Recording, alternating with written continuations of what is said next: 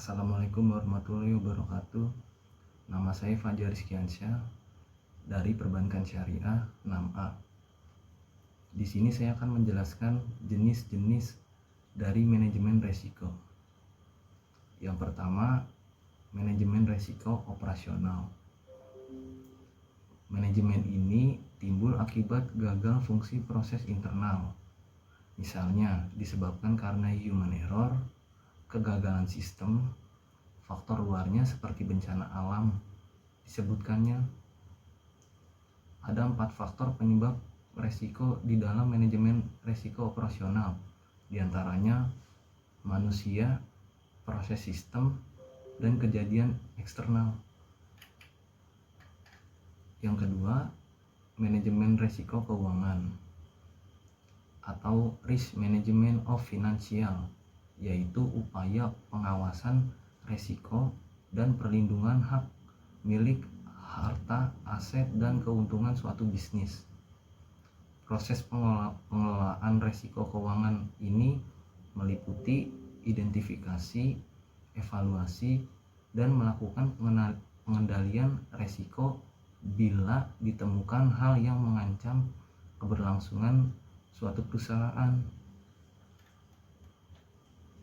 Manajemen ini juga sangat penting karena merupakan salah satu sumber daya perusahaan.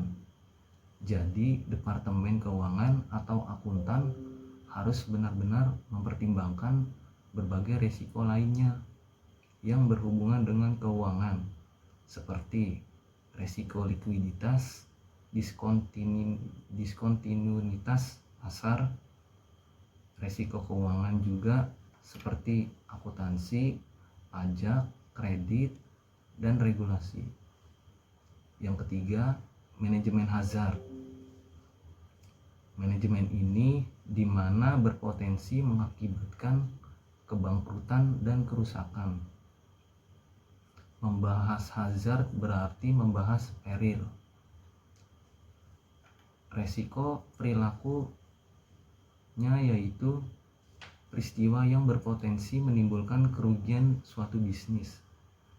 Dalam hal ini ada 3 macam hazard yang perlu diketahui, yaitu legal hazard, moral hazard, dan physical hazard. Resiko keuangan ini juga berhubungan dengan perubahan kurs mata uang yang erat kaitannya dengan perubahan inflasi, neraca perdagangan, kapasitas utang, dan suku bunga. Yang keempat atau yang terakhir yaitu manajemen resiko strategis. Manajemen ini berkaitan dengan pengambilan keputusan. Yang muncul biasanya ialah kondisi atau keadaan yang tak terduga sehingga mengurangi kemampuan pelaku bisnis untuk menjalankan manajemen strategi yang direncanakan. Dalam hal ini ada beberapa faktor seperti resiko operasi, resiko kompetitif, resiko aset, impairment, atau bahkan resiko franchise. Untuk mengetahui resiko yang berpotensi terjadi dan merugikan perusahaan ialah dengan menuliskan item penting. Ada beberapa daftar berikut ini. Yang pertama, daftar resiko. Yang kedua, penilaian resiko yang sesuai dengan kecenderungan dan juga dampaknya. Yang ketiga, penilaian pada kondisi saat ini yang sering terjadi. Yang keempat, rencana tindakan bila resiko ini terburuk benar-benar muncul.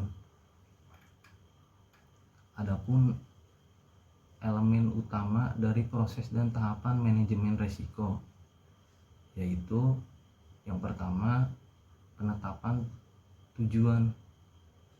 Langkah pertamanya yaitu menetapkan strategi, kebijakan organisasi, dan ruang lingkup manajemen risiko yang akan dilakukan. Yang kedua, identifikasi risiko. Setelah menetapkan tujuan, langkah selanjutnya yaitu mengidentifikasi apa, mengapa, dan bagaimana faktor-faktor yang mempengaruhi terjadinya resiko untuk analisis lebih lanjut. Yang ketiga, analisis resiko. Yang keempat, evaluasi resiko. Yang kelima, tanggapan resiko. Yang keenam, pengendalian resiko. Yang ketujuh, monitor dan review. Monitor dan review ini terhadap hasil sistem manajemen risiko untuk mengidentifikasi perubahan yang perlu dilakukan. Dan yang terakhir, komunikasi dan konsultasi. Komunikasi dan konsultasi ini dilakukan dengan pengambilan keputusan internal dan eksternal yang tepat, bertujuan untuk menindaklanjuti hasil risk management tersebut yang dilakukan. Demikian video tersebut, yaitu jenis-jenis dari manajemen risiko.